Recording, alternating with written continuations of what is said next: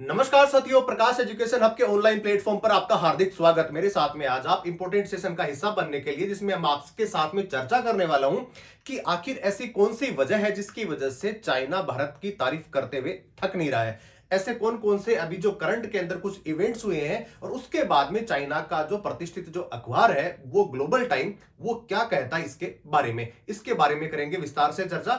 हम बात करेंगे ताइवान संबंधों के बारे में, उसके बाद में बात करने वाले हैं कि ऐसे कौन कौन से बॉर्डर्स के साथ में भारत के साथ में ऐसे संघर्षपूर्ण स्थिति बनी और 2020 तक आते आते वो खूनी संघर्ष में क्यों तब्दील हो गया। बात उसकी भी करेंगे कि 1962 के बाद में भारत की कितनी भूमि चीन ने अवैध तरीके से हथिया दी थी, उसके बारे में भी बात करने वाले हैं। लेकिन हाल ही के अंदर हमारे जो दूसरे सीडीएस हैं उन्होंने क्या कहा और चाइना के बारे में जिस प्रकार का उन्होंने वक्तव्य दिया, उसके बाद में प्रत्युत्तर के बीच में चाइना ने ऐसा क्या कहा और उसके बाद में ऐसी कौन सी चीजें कही जिसकी बाद में चाइना उनकी बातों से चिढ़ गया। जी हां, मैं आपसे बात करने वाला हूं कि भारत की तारीफ करते हुए क्यों नहीं थक रहा चीन, आखिर क्या है वजह।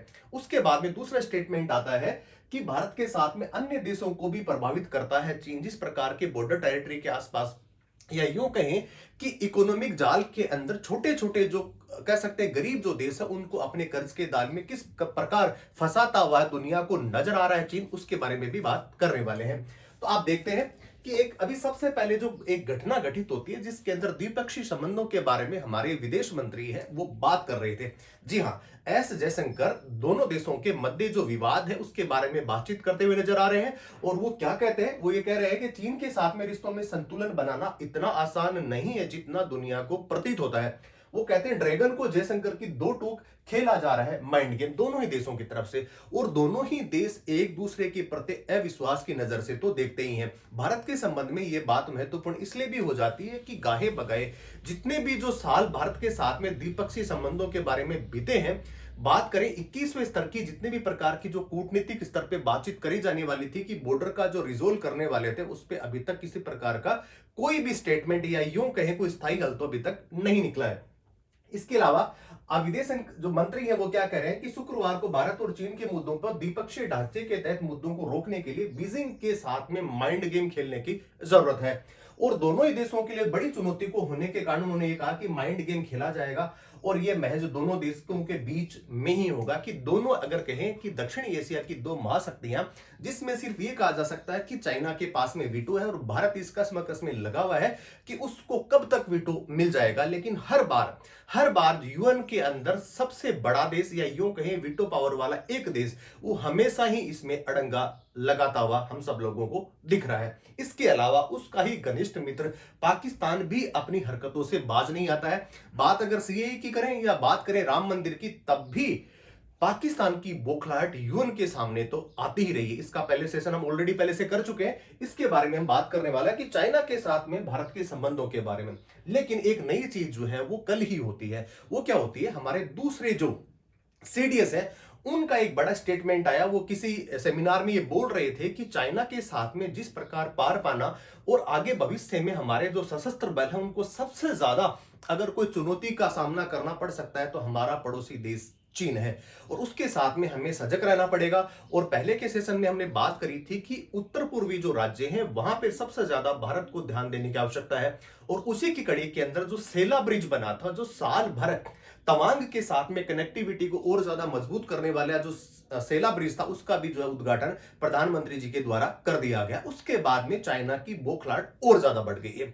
हालांकि अरुणाचल प्रदेश के अंदर जब भारतीय प्रधानमंत्री का विजिट होता है तब भी चीन उसका विरोध दर्ज करवाता है। उसका यह कहना है कि अरुणाचल प्रदेश है वो भारत का हिस्सा नहीं है और हमेशा की तरह भारत हमेशा ये कहता है कि Arunachal Pradesh is integral part of the India. इसके बारे में बात करने वाले हैं। अब देख रहे हैं कि rise of the China and unsettled borders will be most of the formidable challenges for the Indian forces, ये कह रहे हैं हमारे सीडीएस। और उसके बाद में प्रत्युत्तर में जिस प्रकार ग्लोबल टाइम्स ने कुछ क्या कहा उसके बारे में भी बात करेंगे। तो chief of defence staff general Anil Chauhan on Monday said the unsettled border with the China and rise of the country will be remain of the most formidable challenges of India and its armed forces in the foreseeable future। भविष्य के अंदर सुरक्षा बलों को सबसे ज्यादा अगर चुनौती का अगर सामना करना पड़ सकता है वो चाइना के साथ में ही है। वो आगे भी कहते हैं Speaking at the third strategic and security dialogues on the rise of China and its implications of the world, general Chauhan emphasized, उन्होंने जोर दिया इस बात का कि the need of the astute handling of the PLA people's liberation army, जो China की जो आर्मी है उसके बारे में वो बात कर रहे थे वो बात, और वो कह रहे थे कि सबसे ज्यादा चुनौती उन्हीं से ही अपने को मिलने वाली है। उसके बाद में जिस प्रकार से ग्लोबल टाइम का जब इस प्रकार का जो वक्तव्य आया, उसके बाद में भारत की सीडीएस अनिल चौहान ने बताई चीन की सच्चाई, तो चिढ़ गया चीन और ग्लोबल टाइम्स क्या कहता है, दोस्त को बताकर देने लगा सफाई। और उसके बाद में सफाई इस प्रकार की दी कि साहब आप तो हमारे दोस्त, और इस प्रकार की कोई बातें ही नहीं हो रही जिसकी वजह से आप इतनी ज्यादा अपने आप को असुरक्षित मान रहे हो, ऐसा ग्लोबल टाइम्स कहता है।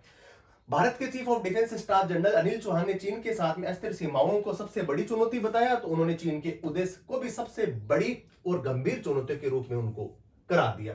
सीडीएस अनिल चौहान ने कहा कि भारत और भारतीय सशस्त्र बलों को निकट भविष्य में सबसे ज्यादा अगर कहीं पे चैलेंजेस का सामना करना पड़ सकता है वो चाइना ही है। उसके बाद में भारत पर ग्लोबल टाइम्स जो निशाना साधता है वो क्या कहता है, सबसे इंपॉर्टेंट वो बात है, ग्लोबल टाइम्स ने social media rights act Twitter पर ये माना कि भारत और चीन भागीदार हो सकते हैं, होना भी चाहिए। उसने समझाइश देते हुए लिखा कि दोनों देशों के बीच में प्रतिद्वंदी बचने से हमें क्या करना चाहिए, बचना चाहिए, और निश्चित रूप से दुश्मन तो बिल्कुल एक बात पे भी अपने को नहीं रहना चाहिए, ऐसा ग्लोबल टाइम कहता है। वो दोनों ही बातें कर रहे हैं, इस बात से भी वो चिढ़ गया और साथ में कहता है कि हम आपको दुश्मन मानते ही नहीं, हम तो निश्चित रूप से आपको एक कह सकते हैं दोस्त के रूप में ही मानते आए हैं।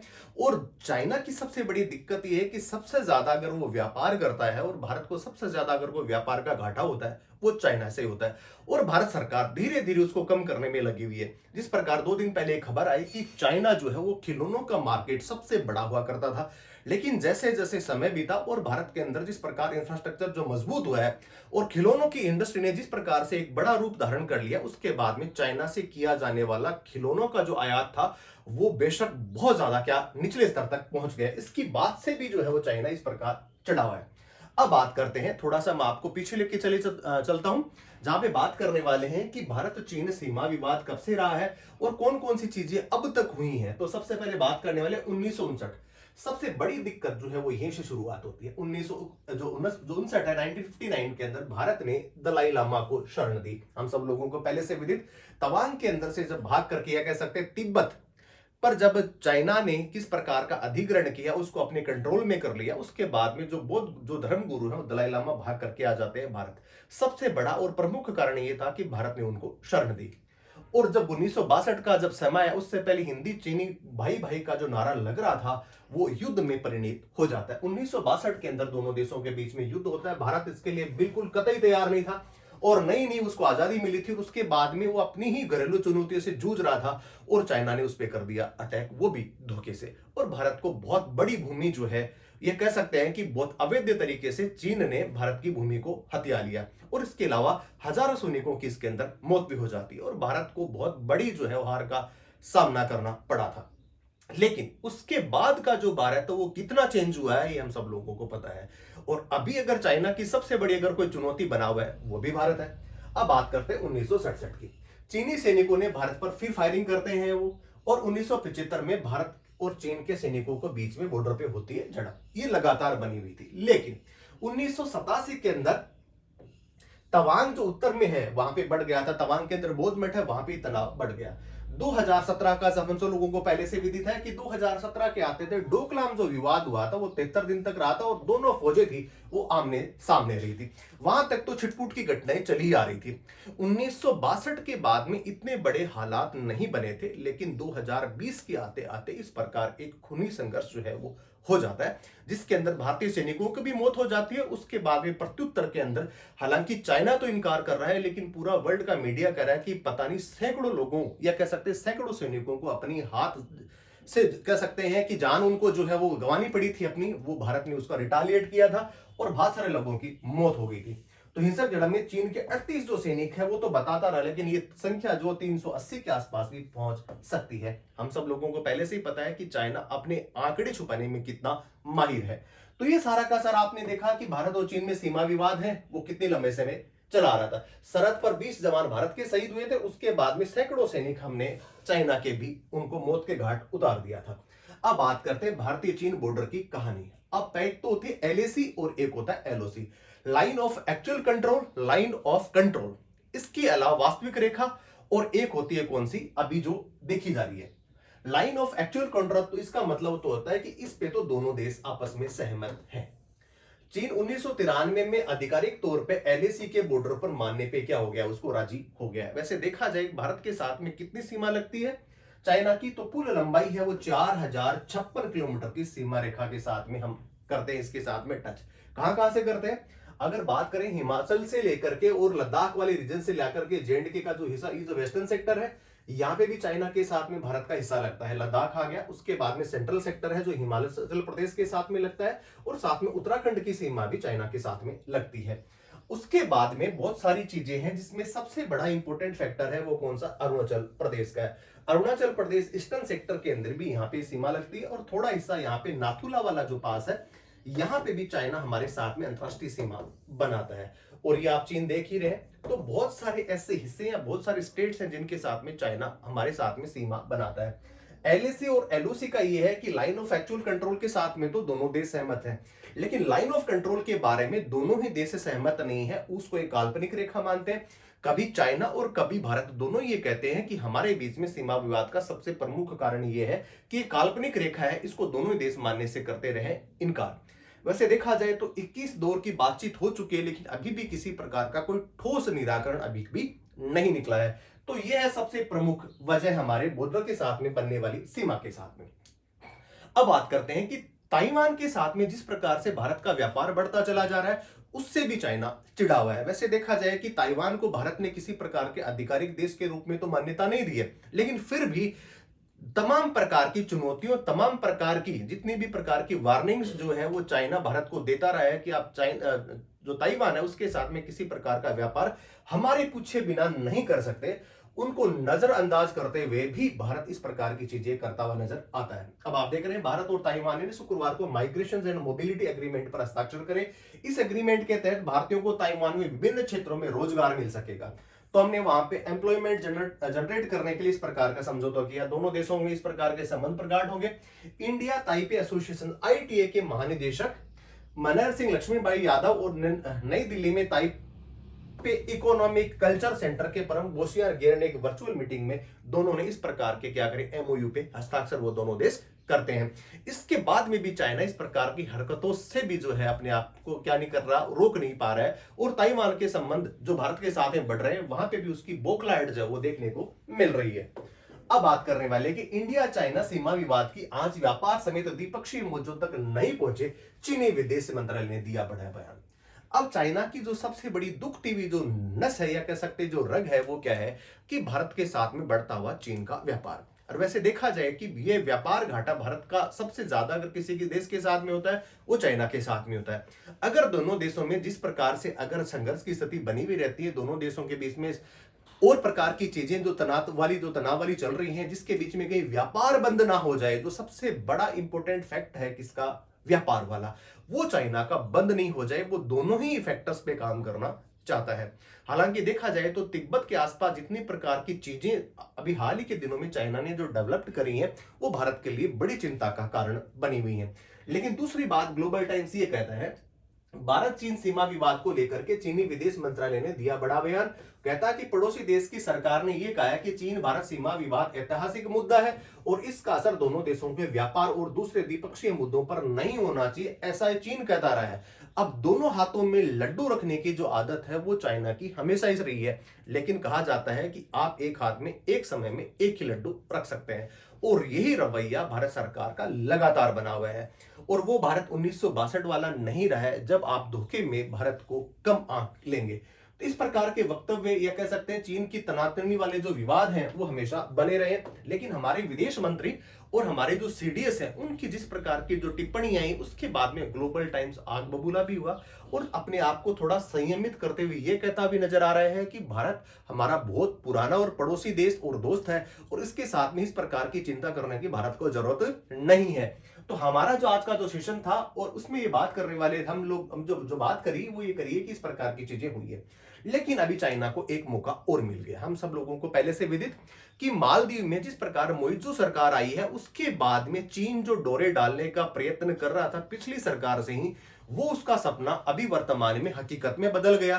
क्योंकि मोइत्सु सरकार के द्वारा जिस प्रकार के निर्णय भारत के खिलाफ लिए गए उससे चाइना तो बाग बाग हो गया और उसने सारे के सारे वहां के छोटे छोटे द्वीप थे उनको भी लीज पे ले लिया। लीज पे लेने के बाद में जो भारतीय सैनिक जो काफी लंबे समय तक मालदीव के अंदर जितने भी प्रकार की अरेबियन सी के अंदर टेरिटरी को सुरक्षा प्रदान करने के लिए मालदीव का सहयोग कर रहे थे, वहां पे भी मालदीव सरकार ने कहा कि आप अपने देश को अब यहां से छोड़ सकते हैं, हमारे देश को, और आप अपने जो कह सकते हैं आपका जो प्लेस है या जो आपका देश है वहां पे आप जा सकते हैं। अब आप देख रहे हैं भारत से दुश्मनी और चीन के सैन्य मदद मोदी सरकार के कदम से ड्रैगन के जाल में फंस गए, जाएगा कौन सा? मालदीव। इससे अछूता पहले श्रीलंका भी नहीं था और उसके बाद में कौन आ जाता है इसके अंदर? मालदीव भी आ जाता है। इसी घटनाक्रम के अंदर मैं आपको बताता हूं कि प्रधानमंत्री मोदी जी का जो पिछले समय में जो लक्षद्वीप दौरे के बाद मालदीव सरकार के तीनों मंत्रियों ने मोदी के समय में कुछ तस्वीरों पे जो आपत्तिजनक टिप्पणी करी थी, उसके बाद में मालदीव सरकार ने दबाव में आकर के उन तीनों मंत्रियों से क्या ले लिया था? इस्तीफा ले लिया था। उसके बाद में दोनों देशों के बीच में मालदीव के राष्ट्रपति मौजूद चीन के 5 दिवस के दौरे पे जाते हैं और वहां पे इस प्रकार के एमओयू करते हैं जो अपने लिए ही आत्मघाती हो रहे हैं। लेकिन नादान सा छोटा सा देश इस बात को नहीं समझ पा रहा है। इससे मालदीव के साथ साथ में चाइना तो खुश ही है और पाकिस्तान भी हो गया, क्योंकि जो दो दुश्मन देश होते हैं वो आपस में क्या होते हैं? मित्र होते हैं। इसके बाद मोइजू ने मालदीव से लौटते ही जो है डोर टू कह के आया था, हमें बुली करने का लाइसेंस किसी के पास नहीं है। इसके किसके संबंध में कहा गया था? ये भारत के संबंध में कहा गया। उन्हें कहा था हम भले ही छोटे हो सकते हैं लेकिन किसी मुद्दे पे हमें बुली करने का लाइसेंस किसी को भी नहीं मिल सकता। हालांकि मोदी ने प्रत्यक्ष तौर पे किसी का नाम लेकर के तो नहीं लिया, लेकिन निशाना किसकी तरफ था? भारत की तरफ ही था। अब बात करते हैं कि इसके बाद मोइजू ने 15 मार्च से पहले मालदीव में अपने सैनिकों को हटाने के लिए कहा था। और बता दें कि चीन समर्थक माने जाने वाले मोइजू ने 5 दिन में अपने चीन दौरे के दौरान राष्ट्रपति शी जिनपिंग से करी थी मुलाकात। और उसके बाद में आत्मघाती जो समझौता हो रहा है, इस समझौते का पता मोइजू सरकार को या मालदीव को इसके आगामी आने वाले वर्षों में उठाना पड़ सकता है। लेकिन नादान मालदीव अभी भी चीन की हरकतों को देखते हुए नजरअंदाज कर रहा है कि क्या पता वो भारत से इस प्रकार की कौन सी दुश्मनी मोल ले लेगा। तो आज का जो सेशन था वो चीन पे बेस्ड था। हमने आपको बताया कि जिस प्रकार भारत और चीन के मध्य जो सीमा विवाद है, उसके बाद में भारतीय सशस्त्र बलों को सबसे ज्यादा चुनौती का सामना किससे करना पड़ सकता है और सबसे ज्यादा हमें इंफ्रास्ट्रक्चर सबसे ज्यादा मजबूत करने की आवश्यकता उसी उत्तर पूर्वी राज्यों और चाइना के साथ में लगते हुए हमारे जो छोटे छोटे या कह सकते हैं जो प्रांत है वहां पे सबसे ज्यादा इंफ्रास्ट्रक्चर बनाने की जरूरत महसूस करी जा रही है और भारत सरकार इस पे काम कर भी रही है। और वो आंख दिखाने वाला जो जमाना या कैसे तो चीन सरकार का जो हुआ करता था, वो रवैया भारत सरकार का बहुत ज्यादा चेंज हो गया है। और उसी के परिप्रेक्ष्य के अंदर दोनों जो चीजें हैं वो साथ साथ नहीं चल सकती। एक तरफ आप संघर्ष की बात करते हैं और दूसरी तरफ व्यापार की बात कर सकते हैं। दोनों देशें या कह सकते हैं दोनों चीजें एक साथ नहीं चल सकती। ऐसे ही विदेश मंत्री और हमारे सीडीएस जो है दोनों ही इस बात को बार बार पब्लिक प्लेटफॉर्म पे कहते हुए नजर आ रहे हैं। तो ताजा तरीन खबरों के लिए बने रहिए प्रकाश एजुकेशन हब के साथ में। जय हिंद, जय भारत।